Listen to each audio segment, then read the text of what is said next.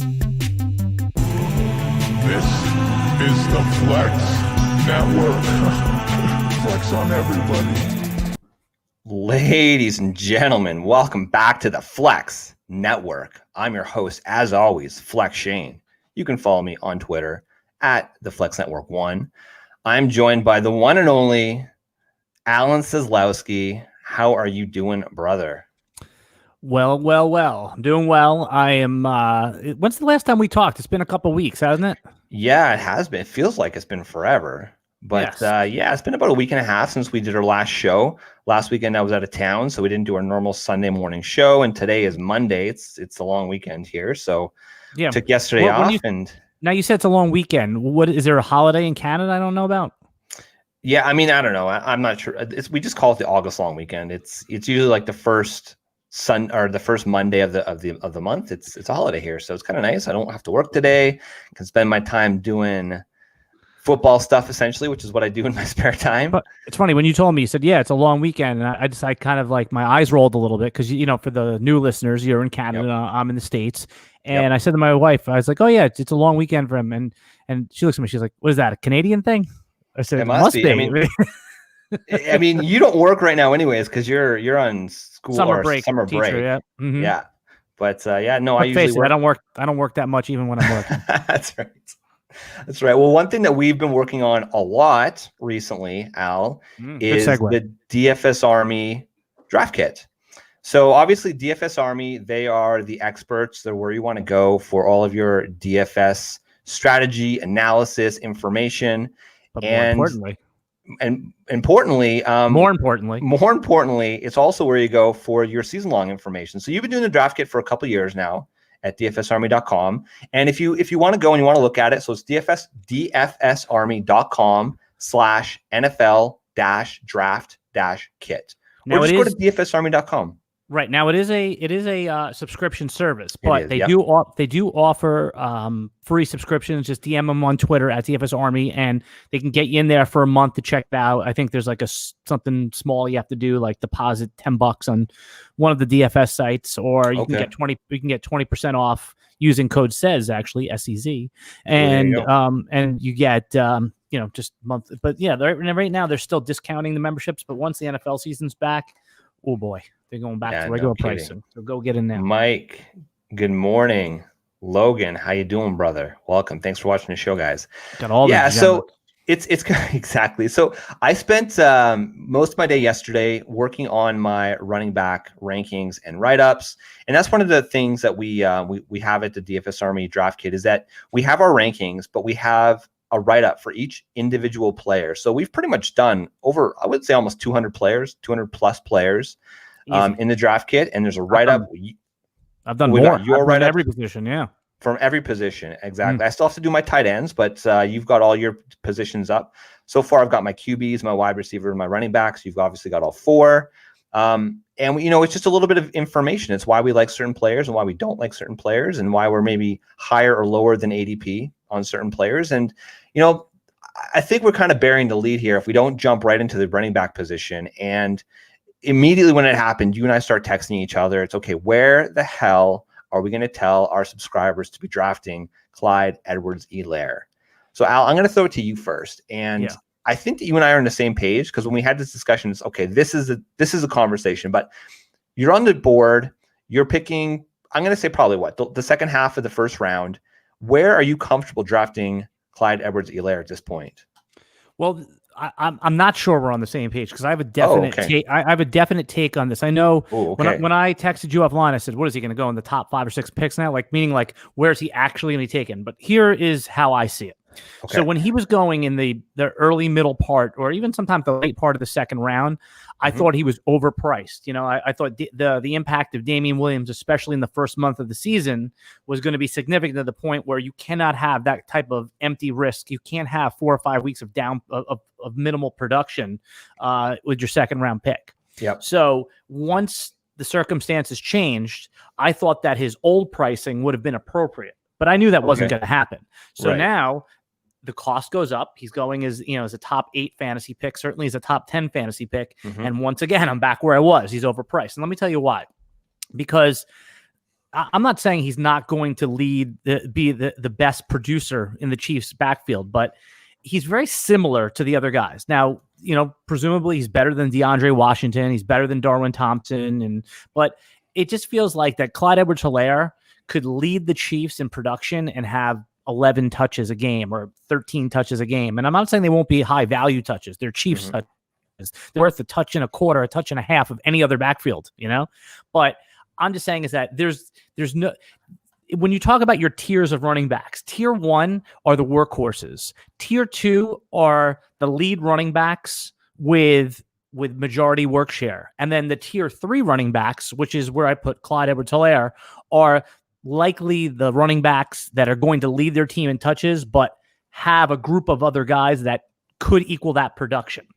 So is he a fine pick at the end of the first round, 12, 13? But I don't see how you could pass on Derrick Henry. I don't see how you could pass on Joe Mixon. I don't see how you could pass on even Michael Thomas to take Clyde Edwards-Helaire, who still in a shortened offseason, and he's unproven to take that player. So I just think he's still now, the old pricing would have been good for for his situation. Where he is, yeah.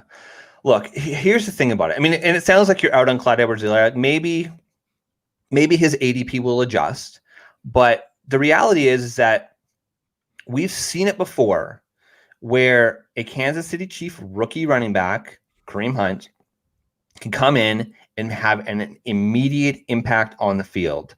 And the thing that we like about the Kansas City Chiefs is that, to me, that there's just guys. There's just guys behind him. You don't go and pass on players like DeAndre Swift, Jonathan Taylor, and choose Clyde Edwards-Helaire in the draft if you don't think that this guy's going to be your workhorse. And look, last year, Kansas City running backs averaged about 1.5 touchdowns per game.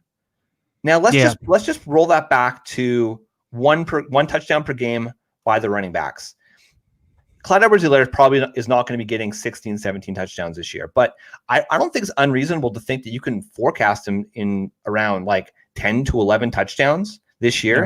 Yeah, I think that he's going to get similar. You think, well, I mean, you're right. Yeah. That's probably the peak, right? But I'm saying if at the end of the season now, we talk about this, at the end of the season, if Helaire ended out with, say, 12 total touchdowns, would you be shocked? Yeah, but that's not. Would I be shocked? No, I wouldn't be shocked if Aaron Jones is the RB1 overall. I mean, you could say you're talking about your first round pick, where we've developed an edict on this show. Yes, you can't win your draft in the first round, but you certainly can lose it. And again, if you want Clyde Edwards-Helaire on your team and one of your teams, like that's where you're gonna have to take him now. Pick 7, pick 6. Like you're gonna have to take him. But what I'm talking about, if you have significant stake in the game and you don't just want a share of Clyde Edwards-Helaire, like if you're thinking about this from like a model based or just experience based fantasy football, that is not the optimal pick at that range. Now, of course, anything could happen, but think about it. Like, it's funny. It's like, we're into the Chiefs backfield. Like the player, DeAndre Washington, I've seen him going down like the 10th round, and I understand it. Like you're going to want to, you're going to want to place your chip on one of these guys because look how delicate the situation was. Clyde, all those other running backs, who we have? We have Darwin Thompson, we have DeAndre Washington, we have Darrell Williams, right? Yeah. One of those guys is one Clyde Edwards-Helaire hiccup away from being significant. A hiccup means a blown pass block assignment. It means an injury. It means corona. It means any of these things. The guy I like the best is Darrell Williams for a couple reasons, and we'll get back to Clyde Edwards-Helaire. But I'll tell you why. It's Kozlowski over here. My God. Yeah, well, I'll tell you why. It's because he, remember like in kindergarten, one of these things is not like the other. He's 225 pounds, 5'10", big guy. All the other guys are like these pass catching running backs. They're not between the tackles guys. So when they get in close, and they went to him a couple times last year, like I could see him getting 6 touchdowns, and that really caps the upside. Now I know the upsides there with Clyde Edwards-Helaire. He's better than Brian Westbrook, all this other things. But by the way, Brian Westbrook had 9 catches his rookie season, just to put that in there. It's a different NFL, man. It's a different NFL. Agreed. But I'm just saying is that I agree with you. Upsides there. I don't like the price. If you want him, you take him there. I'm not going to fault you. It's where you have to take him. He certainly could do it, but a reasonable projection in the first round, there's more risk than you need to take at that spot. Well, okay, so this was my decision point, and the way that we do our rankings is a tier-based type approach. Yeah, where do you have them? So I've got him currently as my RB8. And that would be after guys like Joe Mixon and Derrick Henry. I'm drafting Joe Mixon and Derrick Henry before I'm pulling the trigger on Clyde Edwards-Helaire. Now, where I think it's a discussion point is Miles Sanders, Kenyon Drake, Austin Eckler. Right now, and maybe it's just like the hype, I currently have him at the top of that tier. It's my 5th tier of running backs. And it's all about opportunity, right? So Miles Sanders, beat reporters are saying that he's likely going to get 15 to 16 total touches per game, which is actually in line with what he got last year.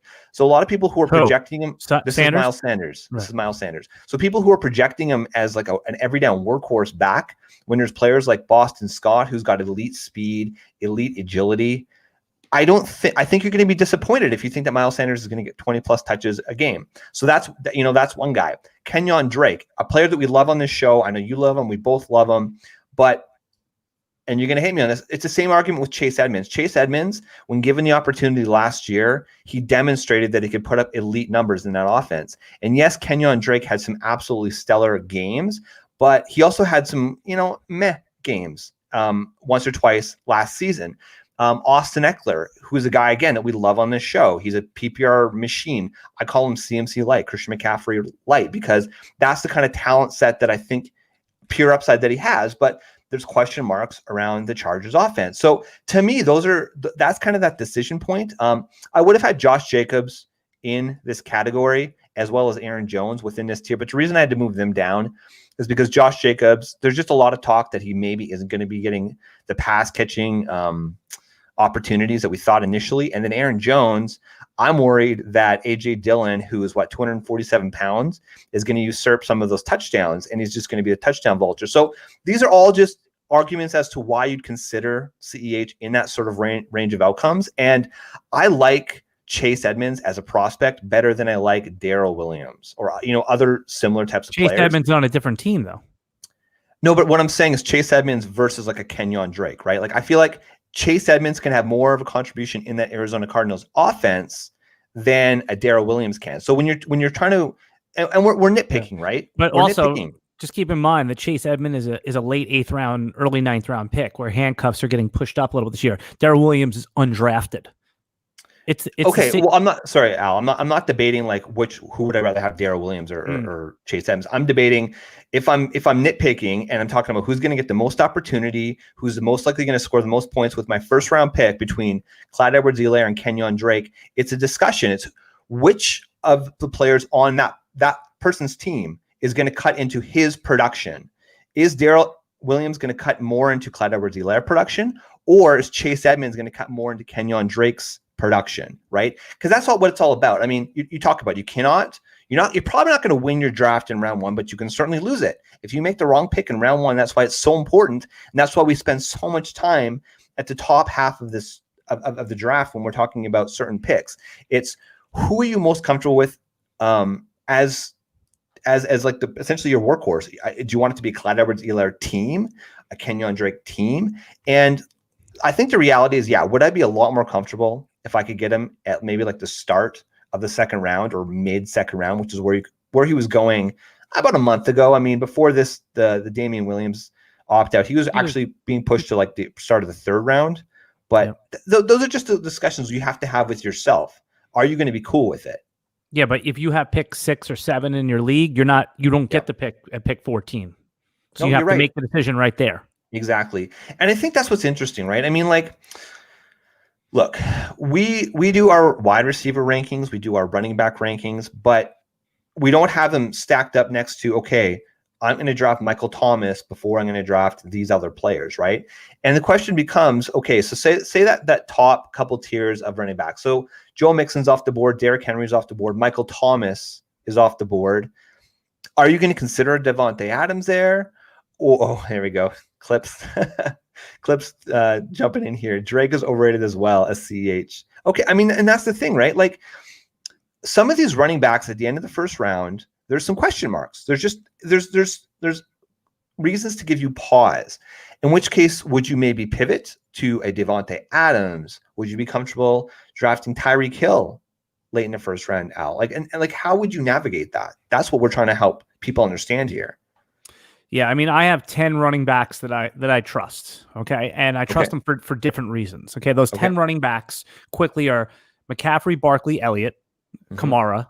Mixon makes the 5th. I still trust Dalvin Cook, and then I have Eckler, Kenyon Drake in the circle of trust, along with Henry and Chubb. Now, Eckler and Drake I have in the circle of trust for different reasons than Chubb and Henry, and I think those are obvious to someone who plays fantasy football. Whereas the yards and touchdown floor is great for Henry and Chubb, whereas the PPR pass catching are for the other two. And yes, Eckler and Drake are a little bit more, I guess you can say, have risk, but given the contracts that they were given and given the team context and the situation, and also they've already displayed it. It's not a projection. All of the players that I've just listed off have actually done what I have them ranked to do. Whereas the ones below that Mendoza line are more projection.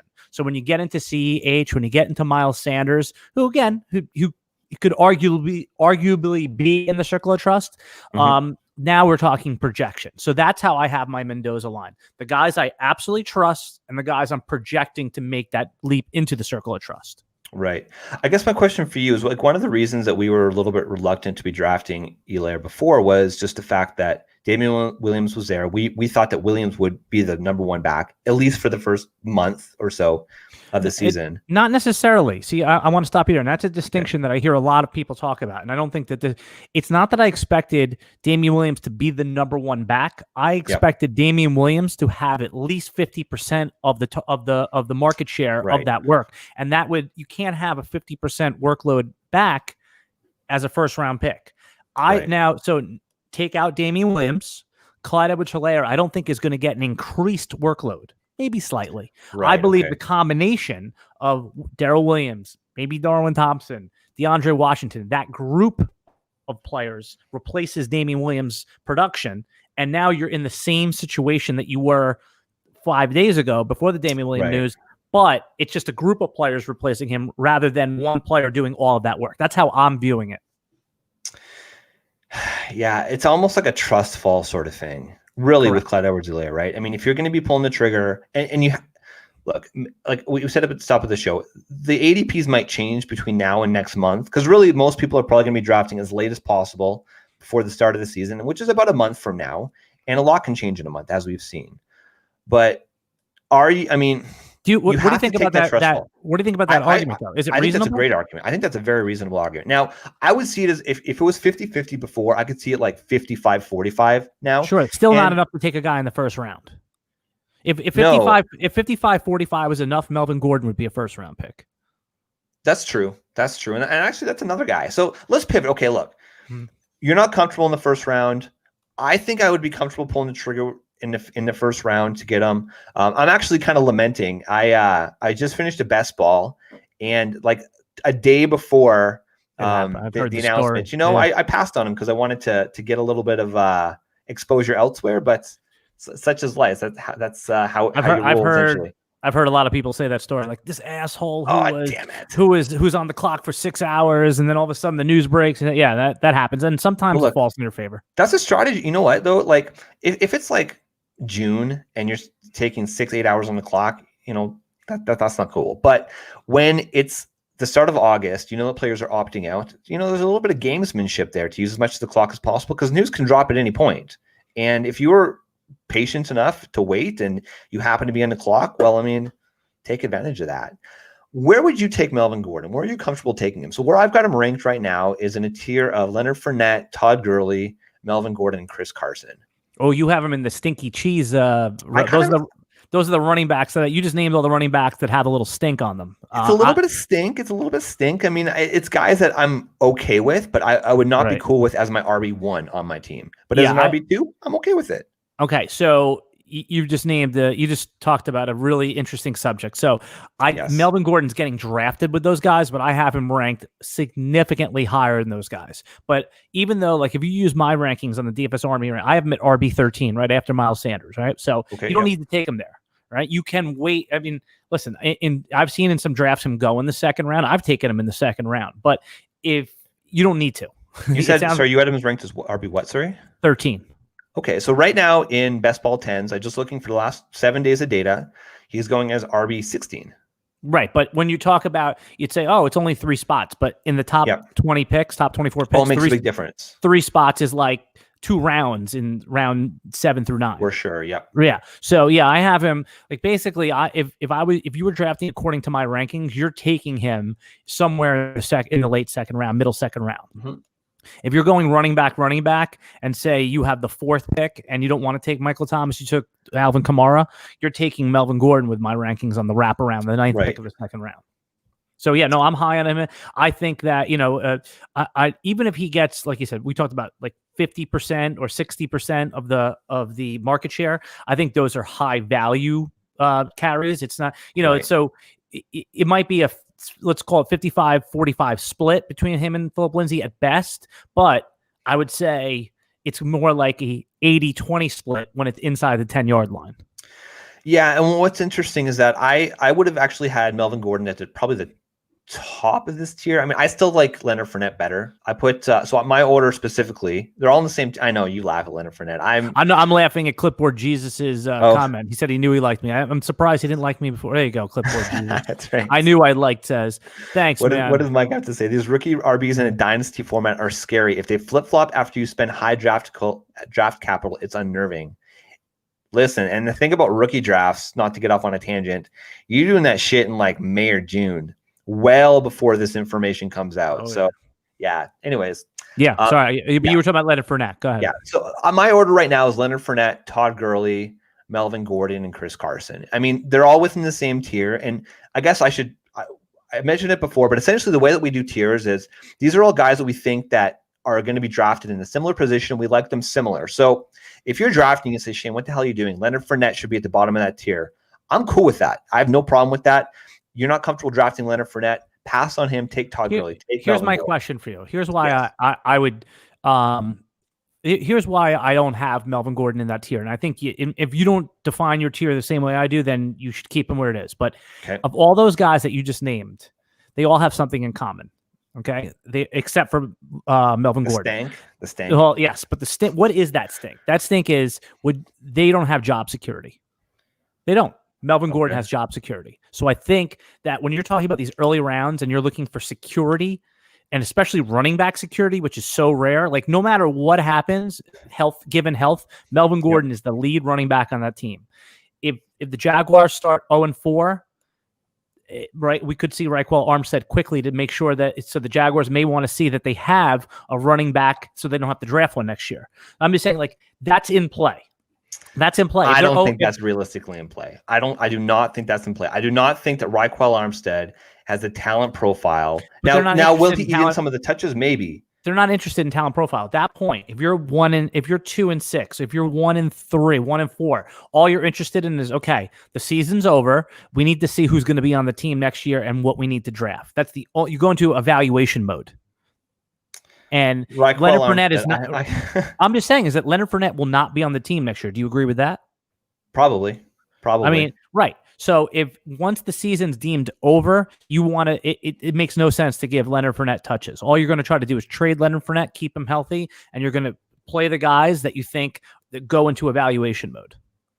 I'm not saying that's going to happen. I'm saying it's in play. In the range of it is not in play for Melvin Gordon. And that's why I don't believe let's get back to our original premise was I'm challenging that you should consider taking him out of, at least putting him at the top of that tier and maybe taking him out. Now, Todd Gurley, again, he probably belongs, you could argue whether or not, but there's a good chance he won't be on that. I mean, he's got job security too, but when I look at that tier and I look at, okay, who is behind each of those running backs? Again, it's opportunity of touches.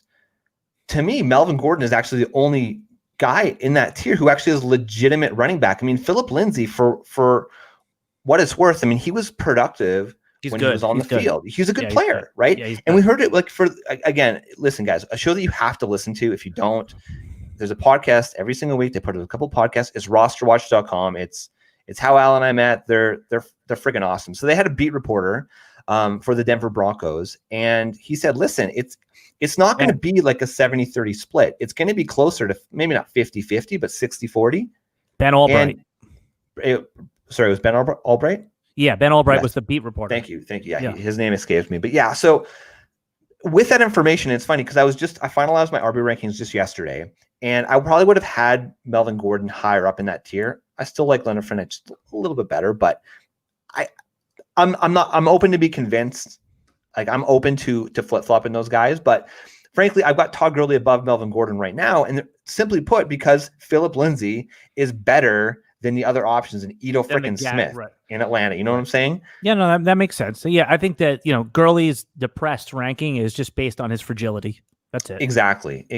So yeah, I mean, again, and that's what I love about these debates, Al, is that you and I think, have a very similar thought process and how we come up with our player evaluations, but we often don't come to, I mean, not often, but many times we're slightly off on our final conclusions, right? We have slightly different opinions, and I love that.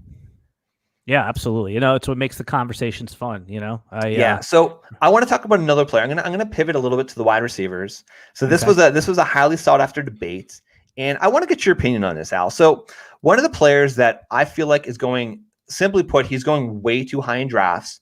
Again, for the last week, Calvin Ridley is going as a number 14 wide receiver off the board.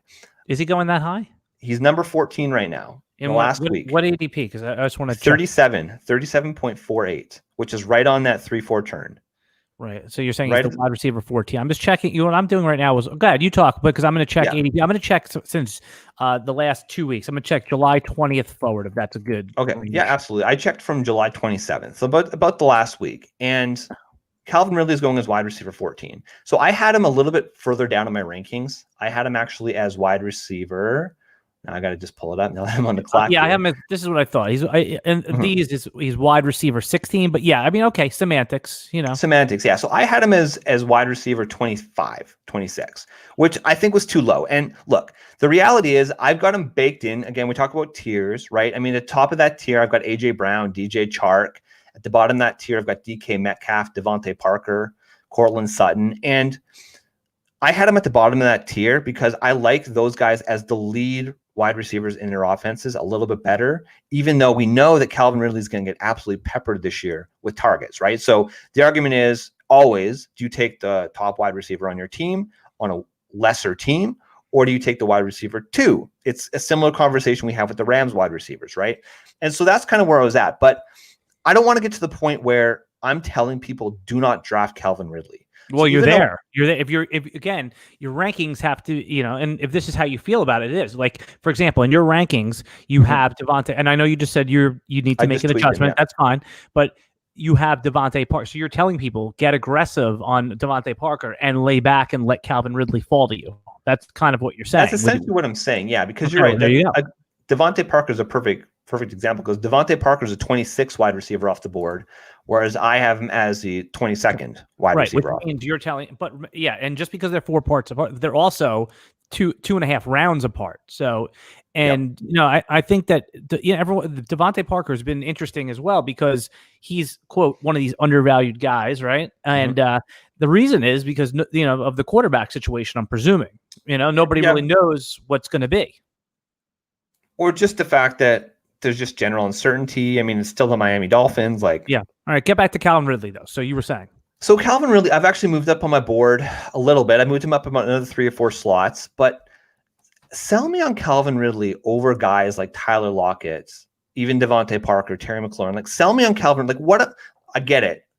Evan Silva, I've heard the argument for Calvin Ridley, but Al, like, sell me on Calvin Ridley. Why should I be taking Calvin Ridley at the 4.1 in my draft? I can't do it right now. So I'm going to, excuse me in advance, because I'm going to talk on both sides of the fence here a little bit. Yeah, it's cool. So I'm with, I agree that Calvin Ridley has a chance to be a top 12 wide receiver. I agree. I've heard Evan Silva's take on it. I've heard a lot of people take on it, but it seems like in all these drafts, I'm never ready to take him at 4.1. If I want Calvin Ridley on the, anywhere in the 4th round, I have to force the pick. And I forced it in one draft just to get a share. Okay. An important league, by the way. But that's, that said, I agree with you. He's one of these guys that were like, I will not be surprised if he breaks out, but I'm not willing to pay the breakout price. Last year, I was willing to pay the breakout price for Lamar Jackson because he was going in the 10th round and I was taking him in the 7th. Okay. 2 years ago, I was willing to pay the breakout price for Kittle. He was going in the 8th. I was taking him in the late 6th. All right. But when you talk about Calvin Ridley, where the breakout price is the 5th round and you have to take him at the end of the 3rd. Now I'm not willing to pay the breakout price. If he breaks out, he's going to break out not on my team. But now you said to convince you, the case for. Here's the case for it. So that's the case for being a agnostic fantasy football drafter. Not forcing the pick. But here's the case for is that Julio's maxed out. Okay. He's getting his 160 targets, 180 targets, right? The Falcons are always amongst the league leaders. I think they were in the top 3 last year with pass attempts. I think Matt Ryan had 620 pass attempts. There's no reason why it should go down this year. Let's say it ticks down to 590 or 595. Still among the league leaders. So Julio is nothing has to come from Julio. Julio is carved out. He's maxed out. So that means now you talk about Austin Hooper, who had 100 targets last year. Those are gone. I know they brought in Hayden Hurst, but that's all projection. Hayden Hurst has never done it. Calvin Ridley's gotten 90 targets each. I'm just looking it up while I'm talking to you. With 600 pass attempts, and I mean, sure, some pass attempts are going to go to Gurley, but it doesn't take much to tick up Calvin Ridley's targets to 130. In the last 2 years, let's say his targets were 92 and 93. It is so easy to project him for 120, 130. And if he does that, he's going to earn his value as a top 15 wide receiver. If all his efficiency metrics stay the same, he's over his first 2 years, his yards per target were 8.9 and 9.3. So let's average those two and say 9 yards per target. Do the math for me, Shane. He gets, if he gets 120 targets times 9 yards a target, what is that? 120 times 9. Little over 1,000. Okay, so he's good for 1,000 yards. Yep. And let's give him his he has been a good touchdown scorer. His touchdowns were 7 and 10. So let's project him for the low end. Let's project him for 7. So if he gets his 1,000 yards and 9 touchdowns, is he not worth a late 3rd round pick? He is. Yeah, maybe. But he's probably worth higher than that, and that's the floor. But again, Al, like when I'm comparing range of outcomes, would you be surprised if Terry McLaurin put up that sort of stat line? Tyler Walker put up that stat line? Well, you and I agree that Terry McLaurin should be a 3rd round pick, but you don't need to take him until the 4th, and he's certainly sometimes available in the 5th. So it's not an apples to apples comparison because we already know he's underpriced. We're saying that Calvin Ridley is priced appropriately, but we don't like taking we like discounts.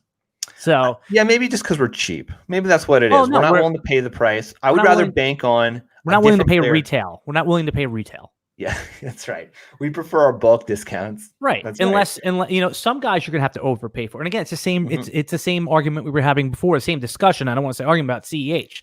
Now you're not talking about like paying retail. You're talking about like overpaying for that beautiful sports car that you want. You're paying for like the iPhone, the new iPhone, like the first day it comes out at like the 6 times the value price. You can get it like 6 months later for. Yeah, right. No, absolutely. So, and that I think is the argument is that his floor is 1,000 yards, 7 touchdowns, probably 80 catches, right? And the upside is probably 140 targets, right? 1,200 yards and 11 touchdowns. Now you're talking about a late 1st round pick. So it's a high floor, high ceiling pick is the argument for. The argument against is that you're paying for it before it even happens. What is your thought on Russell Gage? Last year, Atlanta played in 3 wide receiver sets 59% of the time. Obviously, after Mohamed Sanu was traded away to the Patriots for a 2nd round pick, Gage got a little bit more action. Todd Gurley comes in. Would you say he's a better pass catcher than Devonta Freeman? I would call it almost a push. Talking about like a running back versus a wide receiver here? No, like Devonta Freeman versus Todd Gurley, the prowess in the passing game. I'd call it a push. I mean, Gurley a slight edge, right? But they're both, if healthy, they both could catch 50 passes. Yeah, exactly. So, okay. So essentially, let's just call it a push. Can Russell Gage come in there and take some of those touches? Say Hayden Hurst does not get the same number of looks as, say he gets 70 targets versus 90, 95, whatever it was that Austin Hooper got. Couldn't Russell Gage take a step forward this year if they're working in 3 wide receiver sets almost 60% of the time? And take some of those targets away from a guy like Calvin Ridley? Yeah, I've heard all the Russell Gage stuff in the offseason, and this is my answer to you. You can't be both. I have Hayden Hurst ranked as tight end 9 and behind Russell Gage. I mean, Russell Gage will cost you nothing, so you can get them both.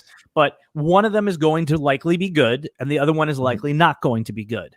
or they're both going to not be good. There's no situation where they're both going to be good. Yeah. You know what I'm saying? So it's like unless Matt Ryan puts up one of his, what is it, the even or odd number seasons, he always like finishes as the QB3 or something stupid like that. Take that to the bank, that philosophy, right? Oh, exactly. Yeah. No, I'm just saying is that, so we know Julio's getting his 180 targets. We just talked about a very high floor and even higher ceiling for Calvin Ridley. It's a very short tree. Matt Ryan's willing to throw it all over. So either you're going to be high on Hurst, it's a projection, it's a top 10 tight end, or you're going to be like, oh my God, I got Russell Gage and he ended up as a top 30 wide receiver. So pick a side. And again, there's no way to know. You just got to put your chips on one. And what's great about it is you could put your chips on both. You could take Hayden Hurst as the tight end 9 in the 8th round. You can get Russell Gage, but when we look at the outcome, one of them is going to be good or none of them is going to be good. Yeah, I mean, look, when it comes to Russell Gage, he's a good talent, but he's going to be, this is how we roll. We like to talk about Russell freaking Gage. This is the Russell Gage podcast. Absolutely. He's not a player I'm targeting late in my draft, Sal. And simply put, because the players that we want to target late are upside guys. I'm going to be going after a guy like Bryan Edwards, Laviska Shenault. If I'm going to take a flyer at the end of my draft, versus I have Russell Gage on. I have Gage in a season-long league. No, because there's no way. Like you're never going to. This is what I'm talking about. Yeah, season. You're never going to be able to start him ever because what happens is he's going to be on your bench. He's going to have a big game, right? He's going to have 7 catches for 70 yards and a touchdown. Then you're going to put him in, and he's out of the game plan. And then you're going to put him on the bench, and he's, you're never going to know when the time. And again, this is part of my argument that when I talk about Will Fuller a lot is that this is, all those other receivers that you're taking around Will Fuller in the 6th, and this relates to Russell Gage in the 6th to 8th round. Those are the ones that you call up these shows, you tweet at the experts, you say, oh, should I start Jamison Crowder or should I start Sterling Shepard? And no one knows. Right. With Will Fuller, the difference between him and the other receivers in that range is you never have that question. You're just starting him if he's healthy. Because you have to, yeah, that's what I'm saying. Like you, and that's what you want. You want guys where you don't have to make these impossible decisions on. That's the goal. And if you're choosing every week between Sterling Shepard and John Brown, you're never going to get it right, and you're never going to know. This is kind of a different discussion, but as much as we like to do tiers in our draft rankings, I think you also need kind of a depth chart. Once you drafted your team and you're staring at your team in week 1. And I get it's going to change often, especially in a COVID world. But a strategy that I like to implement is I like to do these are my top guys, and Will Fuller is going to be my wide receiver 3, unless player XYZ shows me consistent production for 2 weeks in a row. Because you're right. If you're going Will Fuller one week and then you're going to go friggin' Russell Gage the next week, you're never going to know who the hell to start. You need to have a depth chart on your own rosters. But that's going to be some strategy talk I think I want to implement more in season versus preseason. But these are the types of discussions that we like to have on this show. But okay, is there any other player, Al? We've kind of gone a little bit back and forth. Is there another player you want to talk about before we finish up here in a few minutes? Yeah, absolutely. So I've changed my stance and I haven't made the adjustments in the tight end rankings yet, but I'm about to make a cataclysmic change in my tight end. In my tight end rankings. Tell good people. So a player that I have on 0 best ball teams that I've already regretted. I've just signed up for 2 more best balls because I'm targeting him now, probably to a fault. But someone who I think is grossly underpriced. I think I know who it's going to be. Can I guess? Yeah. Go ahead. Is it Tyler Eifert? No. Because but that's a good one. Yeah, that's filthy. That would be filthy. But I'm talking about a take it to the bank top 6, 7 player who I didn't even have in my top 12 that I don't even know what the hell I was thinking. We got Clipboard Jesus on the edge of his seat. Oh, okay. Who is it, Al? Who is it, Al? Oh, okay. Yeah. All right. So, and again, I'm going to tell you right now, do not have him on any team. So I have only just seen the light on this, and that's Jared Cook. Jared Cook, I have his tight end 14, and I'm going to be moving him up all the way to tight end 8 above Hayden Hurst. And let me tell you why. So you look at his season last year, and he was a new tight end on the Saints, and it took him a little bit, your new team. It takes you a little bit to get acclimated. Then Drew Brees got hurt. So let's look at what happened when Drew Brees got back the last part of the season. He was a top, 3 or 4 tight end, and he's So, and the year before that, because what happened was Jared Cook's 33 years old. In his 20s, he did nothing on Tennessee, and we just kind of wrote him off. But 2 years ago, he was the tight end 3 in PPR leagues on the Raiders. Then he comes back, and once he gets acclimated in the Saints, he's a top 5 tight end. Yeah. So is he a little bit older? Yes. But he he produced with Drew Brees once they got up to speed. Now, I also read a quote from the Saints offensive coordinator that said, this is what threw me over the edge here. All right. He said that, oh yeah, Jared Cook's our guy when they double Michael Thomas. Oh yeah, it's like he was just like, yeah, when they double Michael Thomas, Jared Cook's the guy that could beat anybody one-on-one. So we're just going to keep doing that. And the Saints don't have a red zone pass catcher. Michael Thomas is not that guy. He catches touchdowns. So what I'm saying is that I think the market is missing by having him outside the top 12, or I've seen him a lot of times ranked 12. I think he, with Hayden Hurst, you're projecting him. With Gronk, tell me a reply, who I can't believe goes in the top 10. Tell me another player that's come out of retirement that was actually good when he came out of retirement. I'm going to move Jared Cook all the way up from 14 to like 7 or 8. I think that's such a smart move. I'm kind of in on Jared Cook. I've actually got him in one dynasty league in a tight end premium, and I'm riding him right now as my tight end one. So week 12, I'm not going to tell you his points, but I'm going to tell you his positional finish as a tight end. So from week 12 onward, he went tight end 3, tight end 12, tight end 3, tight end 11, tight end 4, tight end 11. So if you're in a 12-team league, which most of us are, he's going to finish as one of those top tight ends every single week. So we've got that floor. But he also has tight end 3, potentially more, upside every single week. Yeah. If you're getting him as like tight end 10, and I'm actually going to pull it up because I haven't actually. And if, people, someone had said to me, well, when I kind of ran this take by them, they said, well, what happened? Aren't you worried about Breeze? He's 41. Yeah, I mean, if he gets hurt, Jameis Winston's there. That's I'm not worried about it at all. It might even be better. It might even freaking be better. There you go. A guy like Mike Evans before. Jared Cook, and also the other argument is he's going to be 34 this season. Tight ends generally age better than the receivers or the running back. So, you don't even like 37-year-old Tony Gonzalez or Antonio Gates was still viable. And I'm not saying that Jared Cook is those guys, but he's 33 right now. He's not 37. Jared Cook is the reason Tre'Quan Smith did nothing last year, because all those looks that Tre'Quan Smith was going to get, Jared Cook stole, essentially. He earned those touches. He's going currently as a tight end 10, and you said you're going to move him up to tight end what number, Al? I was just looking at the rankings. See, I had him too low. I had him at 14. So, but where I'm moving him is I am going to be moving him to tight end. Okay, so I'm moving him to tight end 8 right now. I'm moving. Hunter Henry's falling a little bit for me. I had him at 6. So basically, here's how it's going to go. It's going to go for me. It's going to go Kelsey, Andrews, Kittle, Ertz in some order, whatever the order you like is. I still like the upside of Ingram at 5, and then of course you have to have Higbee and Darren Waller at 6 and 7. So I think that's where Jared Cook reasonably fits in at 8.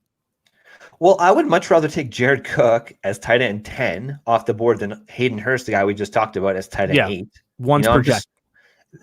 What's the difference other than the fact that we talked about it? Jared Cook's done it. He's produced. And I love that. So Jared Cook, he's going to go up. He's moving up draft boards. He's moving up my draft board. I got a few shares of him. I got a few shares of him earlier in best ball season, just because I think he was kind of slept on a bit.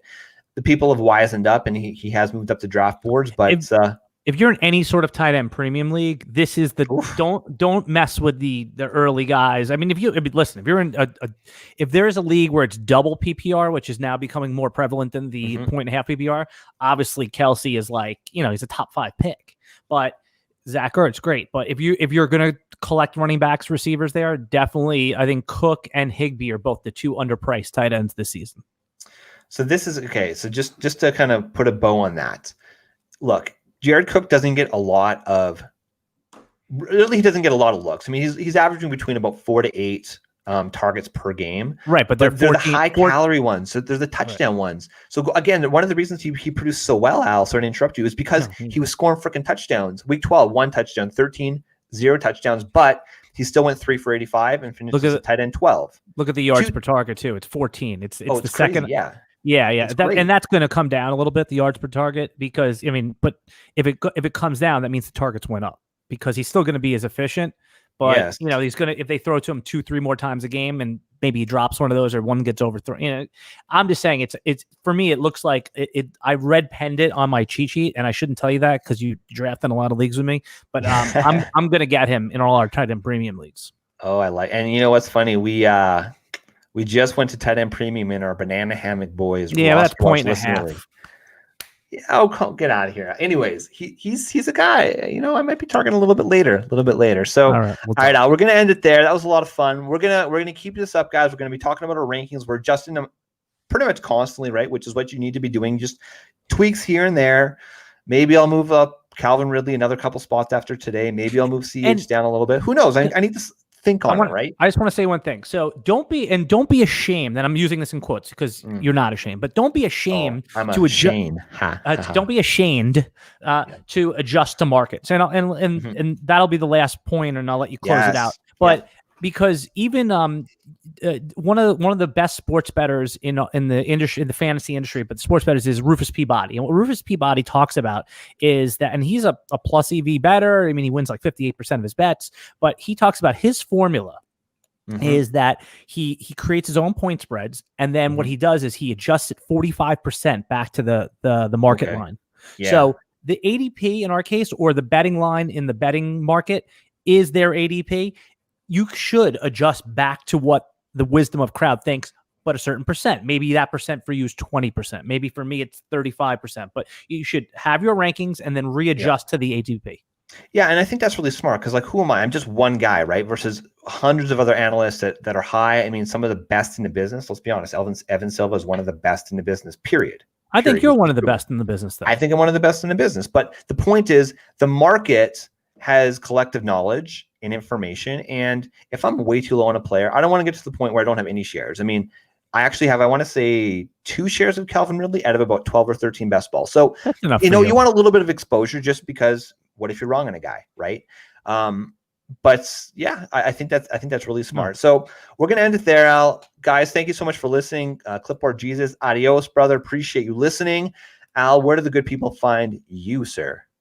Well, now that TikTok is about to get leveled, no, but I'm still there. I'm at Alan Seslowski on TikTok, Alan Fantasy Football on Instagram.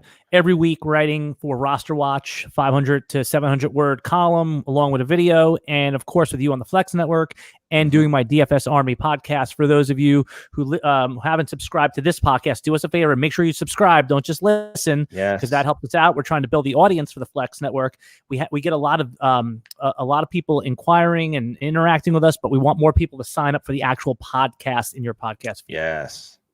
That's right. Thank you, Al. Of course, you can follow along if you guys want to go and get a membership at DFS Army. It's dfsarmy.com. You can check us out at the season-long draft kit. Alan and I are the, co-builders of that puppy. Of course, the geek, the football geek, is also, of course, going to be contributing as well. He's slacked a little bit. It's really he's slacked a little bit. He's doing. I don't know what he's doing. He's hanging out in his pool. He's hanging out in his pool shirtless. I don't know. He's put the draft kit in better hands with me. Yeah, exactly. So thank you for listening. Of course, like Al said, if you like what you've listened to, please subscribe to the podcast. Give us a review. Give us 5 stars if you think we're that awesome. If you're watching on YouTube, please like and subscribe. If you comment below, we'll do our best, and I will. I'll comment back, and it really helps, guys. Again, we're just trying to build up our audience. We're a ground roots type of show. Any support that you can give, we appreciate, and we love you, and thank you so much for listening. So for Flex Matt, for Al, we are the Flex Network.